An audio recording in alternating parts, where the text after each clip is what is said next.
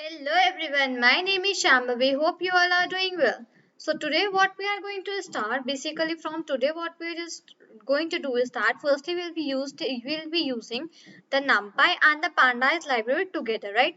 So from now onwards we are going to use the library data NumPy and Pandas together for making a data frame of like for ourselves. In that we'll be just going and trying out some pandas and some new functions on pandas, right? So this is the thing which we are going to carry on from today, and basically I'm just going to introduce you to some new functions of pandas which basically helps, and we can just involve them while doing the data analysis whenever you're just using the pandas library. Okay, so these are the things which we are going to do right now, and we're just starting while for the video for today. And before that I would just like to suggest you one thing, that if you're just not opened your laptop and open a Google Colab file, so just quickly open your laptops and a Google Colab file in that and just start writing the codes with me itself. Then you will just get the idea more clearly about the pandas library, that basically what it is used for and how you can just use it, right? So this is the main key which you should follow while seeing the videos and just practicing about the topics, right? Let's not waste time a lot of. Let's start with the things, right? So here I have just opened my new file. Okay, so here you can just see, just let me show you that this is one of my new file which I have just made here, right? So in that, firstly, whenever we just want to use the NumPy and the pandas library, what we do, the first procedure is that we simply just add both, or just write both of the libraries and just give them a short form, right? So this is the thing which we are just going to do right now. So firstly I would be importing my NumPy libraries. Okay, so I would write import numpy as np. Okay, so this is basically how my numpy library is imported, and I have even given it a short form, that is np, right? Now what next I am going to do here is that next I am going to import my pandas library. Fine, so for that I'm just going to write import. Okay, I would just write single I. So that is import pandas as pt. Fine, so this is the first step which I have done right now. Just let me quickly remind and revise that firstly I have taken my numpy library and given it a short form as np. Okay, so I have just imported my first library, that is numpy.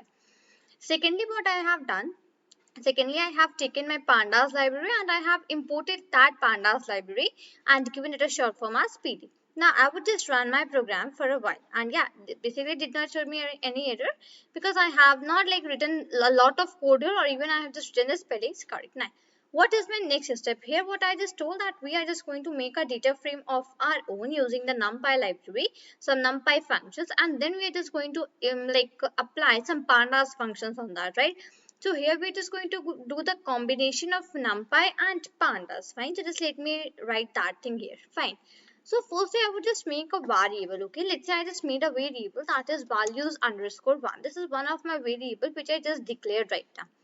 Next, what I have, next I would be using the short form for the numpy library which I have taken here, and that is np, right? np, I just wrote np dot. Now here I am going to use one function of basically numpy, that is random. Okay, random is one for the functions for the numpy library, right? So random dot rand int. So basically what it gives, it returns me some random numbers. Okay, let's say you have just put just hold on, let me show you. Yeah, let's say you just put on some in the bracket you have put a range that you need to this much, like you need the random numbers which will be generated. You just want all of that random numbers under the value, that is 10. So as I have just written 10, so what does this mean? This means that I want all the random integers under the value, that is 10. If you just want the random numbers below 20, then you can just write here 20, then 30, 40, 50, whatever you just want, right? So in my case I have just taken as 10 because I want all the numbers like what are the random integers it is going to generate me, they should be less than 10. So I have just added that thing, right? Next, what I have, next I'm just going to write the size. Now what size do I want? Let's see, in this case also I want the size that is 10. So basically just listen to my words very carefully for a while, that I want 10 integer numbers. Okay, 10 integer random numbers under the number, that is 10. That is, I want 10 integer numbers, in 10 integer random numbers that are less than 10. Fine. So this statement is basically meant by this, the thing which I just said right now. I would just do the same thing for my one more variable which I have just made here, that is values underscore 2. So this is my second variable which I am just making it right now. Okay, I would again just use that same things, np.random.rand int. Okay, and in the bracket I'm just going to give the same values and the same parameters. Just let me remove this. Fine. I would just write here as size is equal to 10. Fine. So this is, I have just completed that declaration of the like random integers which I just wanted using my numpy library. So that is why I was just saying that we'll be using the numpy library itself, right? Now what next I have? Next I would just take one more variable, that is years. Okay. So years. Now in this what I'm just going to use, I'm again going to use my np, like my numpy library, right? So I would just write it as np dot. Now here what I am going to use, I'm going to use one function that is arrange. Now what is the use of this arrange function? So for this arrange function I have already discussed it in my numpy tutorial playlist. So you can just go on to the playlist, just search about the arrange function. You will find that, and just quickly go and have a look over that arrange function. That what does it basically do? Okay, so if you're just going to understand the things in a like a deeper way, so you just never forget that. And the second thing is that you will be having a proper knowledge of the concept whatever you are using. Fine. So years is equal to np dot arrange, and here I would just give a particular range. Let's say the range is 2010 to 2025. So this is the range which I have just mentioned here. Next, what I would just do here, I would just add one, basically I would just add one character. Character means I would just store some strings inside this variable, that is groups. Okay, now I'm just going to store some strings here. Fine. So I would just write here put the bracket, so it will be of a form of list. Okay, I will just store them in the list because list is the better, like best way for storing the storing the different types of values and all that things, right? So I would just store it in the list. So firstly I would just write a, and then you can just like write anything of your choice, whatever you want. Fine. Just let me turn on my caps lock, and yeah, now I would just add b, and then I would just add again a. I would again add b. Oh yeah, here. Now what I would just write a b and then a. Then I would just, let's say, again add b. I would again add b. So this is a basically random things which I am just taking. You can just take anything of your choice, whatever you want. Okay. Let's say I would just add c, again a, and basically I can even add c and one more time c. Okay, I just need to put it here. Fine. So this is of like I just take it of my choice. You can just take from your choice whatever you wish, right? So this is basically how we just like store the values, take the values, like put the values of our choice in a particular data. So for now, what we have done, we have just like used the values underscore one, values underscore two variables, then years, and then groups. Fine. Now if I just want to see this data, that how basically is this data looking? For that, the first step which I'm going to do is that I'm just going to take a particular variable in which I would be storing this data. In my case, I have taken df, right? You want, you can just take any other thing, whatever you want, but for my case, I have taken df, right? I would just write pd dot data frame. Okay, pd dot data frame. So this is the procedure that if you're just having any data which you have made on your own, basically if you're just taking any random data right here, as we have done in this example. So if you just want to see that data, so in that case, what we basically use the short form of the pandas library that we have taken, that is pd dot, and then data frame. Now just keep one thing in mind for this data frame, that a d should be capital and f should be capital. Rather than that, other than that, whatever the letters are here, they should all be small. Fine. I would put the brackets, and even I would just put the curly brackets. Okay, just let me remove it from here, right? Now what I am going to do, I'm just going to write the column name. Okay, that under this column I want these things, right? So let's say firstly I just want to make a column that is group. I would just add the semicolons here, right? So group is first of my column which I just want to make, and in this group column what values do I wanted to add?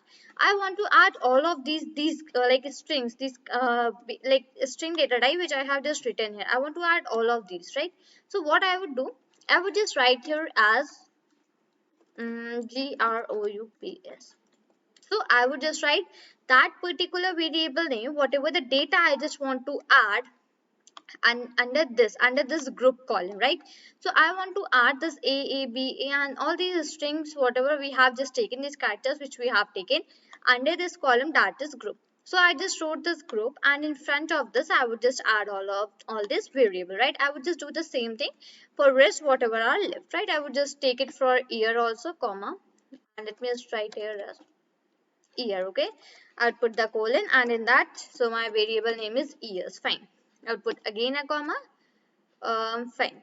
So what next? Let's take a value underscore one. Okay, so I would just take value underscore one, and in this particular, what I'm gonna add, I'm just going to add values underscore one. So values underscore one was the variable name, right? Just let me quickly check out that thing, right?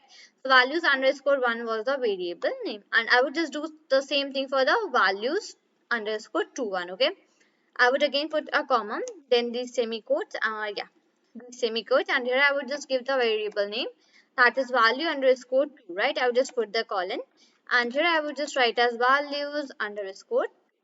Fine. So this is basically how you just like make the data. Okay, make the data a random data for yourself, and you just add the things into this particular. I will just write as df. Now df I have just written because I just want to see my whole data, whatever I have just designed it right now. I will just do shift plus enter, right? I'm just getting any error. Let's take that what error we are just getting here. Fine. So it is giving me, hold on. Okay, I'm just so sorry. I just like put these colons in my variables name also. Just 1 second. Just let me remove all of these. I just did not pay attention towards that, so that's why I just missed the things here. Fine. So last one is also left. Just let me quickly remove that. Now just again shift plus enter, right? Okay, my array must all be same length. Okay, fine. So let's see that where it is giving me some error. Okay, so it is saying. Okay, so have I just put something one here, 1, 2, 3, 4, 5, 6, 7, 8, 9, 10. Okay, I just put 11 here. So I would just remove one B from this side. Okay, I just put one extra because as we have the rule that basically all the columns would have the same values, right? It is not the case that one will have greater, one will have lesser. So now when I just run my program, I just got the here output, the output which I just the program and the data which I just made right now, I just got that thing. So we have taken the group, we have taken the year, we have taken the value underscore one, and we have taken the value underscore two. So these were the functions which, these were the variable name which we have taken here, right? These were the column name, and inside that we have just put the variables name. So according to that we just got all of the values here. So groups are giving me character values, year value 1 and value 2. These three are giving me the integer values. Fine. So this is basically how you just make that particular or like let's say a random data for yourself if you just want to perform some functions or check out some functions, that how basically these work. So this is the procedure that how you're just gonna do that thing. So let's quickly run out one function also. So I would just write now my function which I'm just gonna use here is query. Okay, so I would just put a hash, and here I would just write the name of that function which I am just going to use here, and that is query. Fine. Now, what is this basically used for? I will just let you know in a little while. So I will just write here as query. Now, inside the brackets, let's say I want all the columns in which the values, the column which is having value 1. In that column, the values which are greater than or less than value 2. I just want to extract all of that values, right?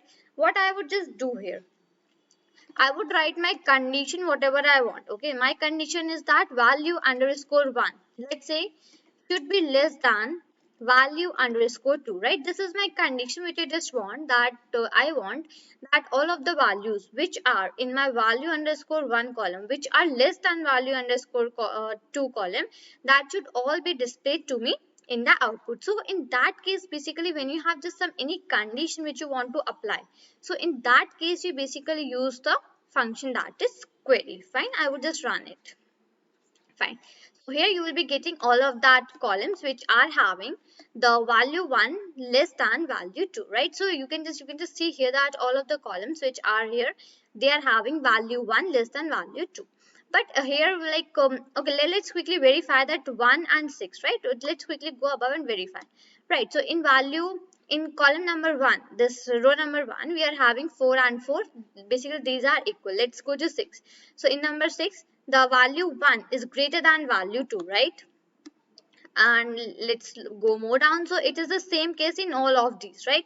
So that is why basically it just resulted me these 5 rows which are having the value 1 which is less than value 2, right? So I hope you just got the idea that basically how you are just going to make that random data if you just want to do that, and then you have how you are just going to perform that query function. Now in the next videos we are just going to see some more interesting functions in pandas only, right?